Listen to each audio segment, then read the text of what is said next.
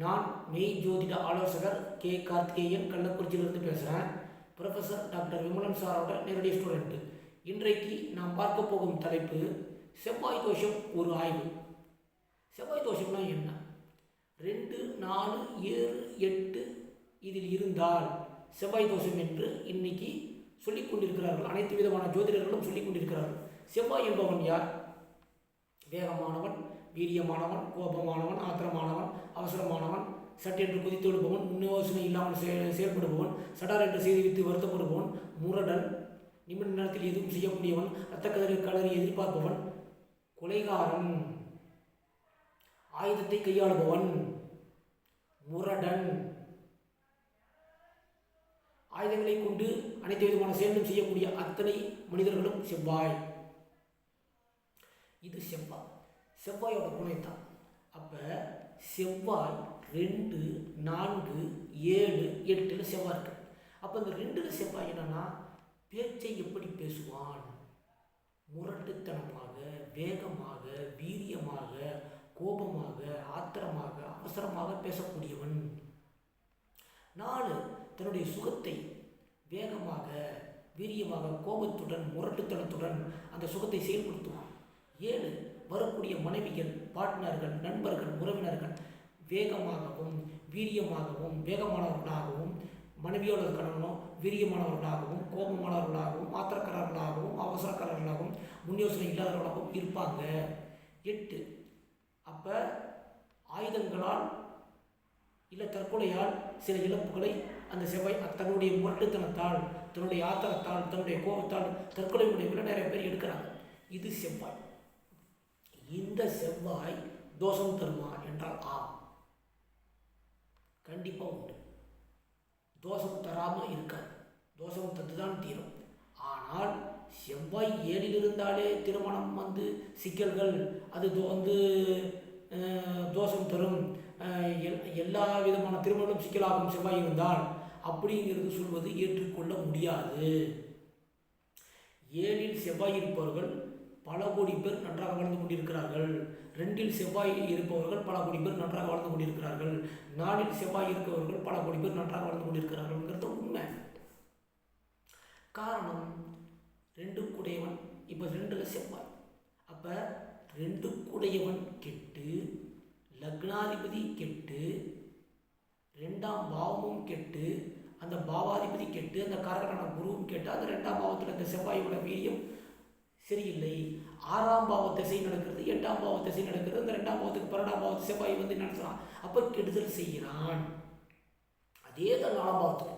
இப்போ 4ஆம் பாவத்தில் சுகத்தை கெடுப்பான். தன்னைத்தானே தன்னுடைய வேகத்தால், வீரியத்தால், கோபத்தால், ஆத்திரத்தால், அவசரத்தால் தன்னுடைய சுகத்தை கெடுக்க போகிறான். அந்த சுகத்தை இது எல்லாத்துக்கும் கெடுமா அப்படின்னா இல்லை.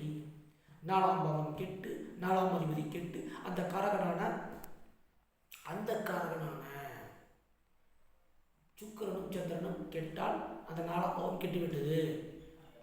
6, 8, 12 திசை நடந்தால் சில பிரச்சனைகள் ஏற்படுகிறது. இதுதான் உண்மை. 7ஆம் பாவம், 7ஆம் பாவத்தில் செவ்வாய்.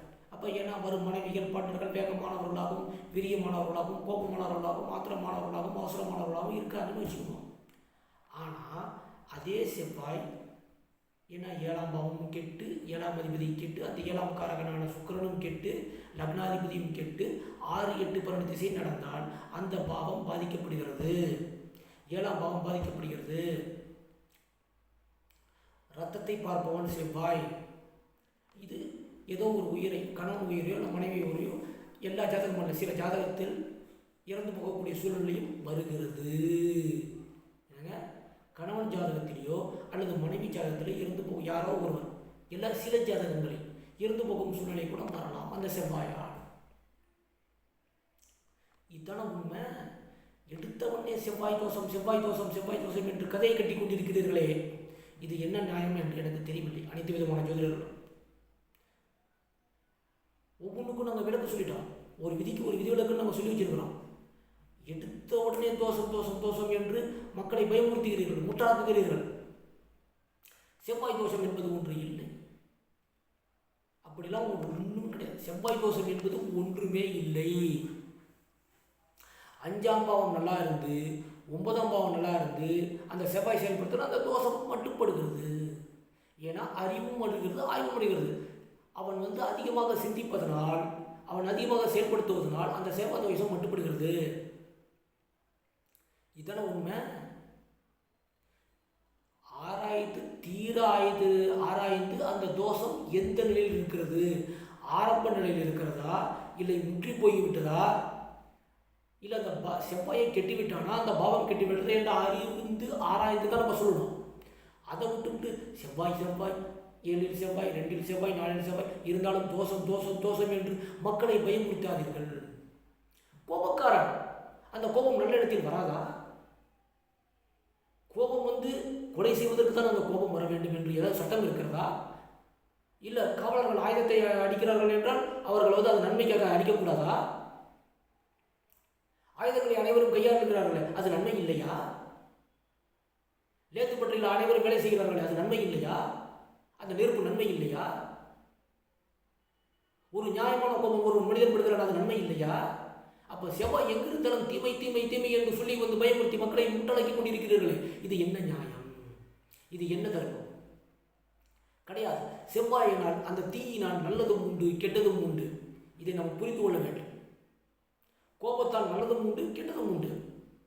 வேகத்தால் நல்லதும் உண்டு கெட்டதும் உண்டு. முரட்டுத்தனத்தால் நல்லதும் உண்டு கெட்டதும் உண்டு. இதை நாம் புரிந்து கொள்ள வேண்டும். குணத்தின் அடிப்படையில் தான் ஒரு பாவம் இயங்குகிறது. கோபம் எல்லா நேரம் படுவானா? அப்படி கோபம் எல்லா நேரம் பட்டு அவன் வாழ முடியும் அந்த மனிதனால? அது முடியாது, அது இயலாது. இதுதான் நம்ம உண்மை. அது கிடையாது. ஜோதிடம் என்பது கோள்களுக்கு குணங்களை கொடுத்து, பாவங்களை கொடுத்து, பாவகட்டத்தை கொடுத்து, விம்சோத்திரி திசையை கொடுத்து